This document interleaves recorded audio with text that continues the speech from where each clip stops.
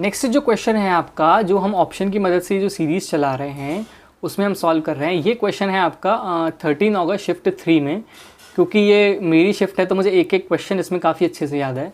मैं आपको बताता हूँ कि मेरे पास टाइम बहुत कम बचा हुआ था और मैंने ये क्वेश्चन कितने अच्छे से आप देखेंगे सिर्फ ऑप्शन की मदद से सॉल्व करा।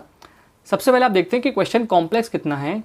दो इक्वल सम है आपके पास, एक को आपने दिया है 6% पे और 10% पे, और the first sum was recovered 2 year later then the second sum, और एक आपने दिया है x% पे और एक दिया है x + 2% पे, और जो अमाउंट है ईच केस में वो है 1105। तो आपको बताना है कि आपका प्रिंसिपल क्या है।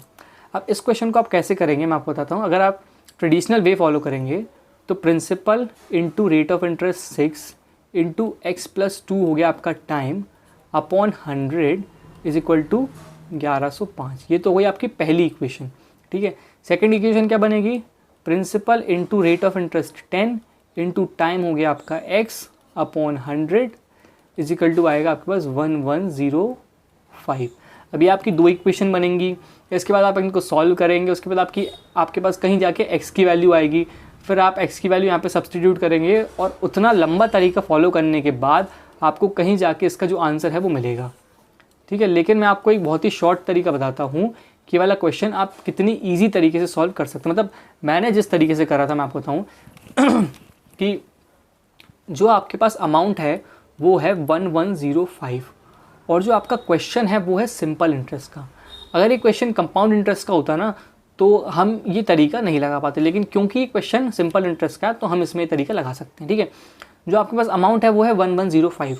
अब हमने देखा कि 1105 में कौन सा नंबर हम फैक्टर निकाल सकते हैं। तो एक तो आपका 5 फैक्टर होगा, और एक अगर आप इसको 17 से डिवाइड करते हैं तो 102 से जाएगा, ठीक है, 75, हाँ, तो ये नंबर आपका 17 का भी फैक्टर होगा।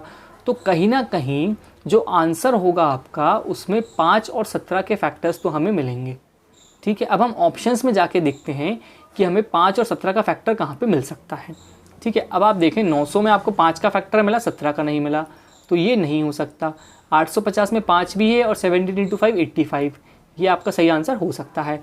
936 जो है आपका वो 17 का फैक्टर नहीं होता है, तो ये भी नहीं हो सकता। 891 तो 5 का फैक्टर भी नहीं होता, और 17 का 17, 85, 41 नहीं, ये भी नहीं होगा।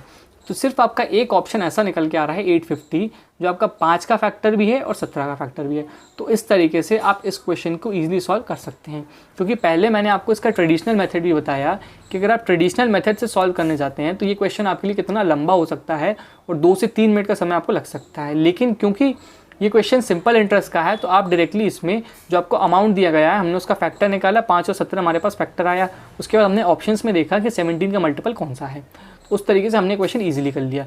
अगर ये सीरीज़ आपको अच्छी लग रही है तो वीडियो को लाइक करिए, चैनल को सब्सक्राइब करिए। Thank you very much.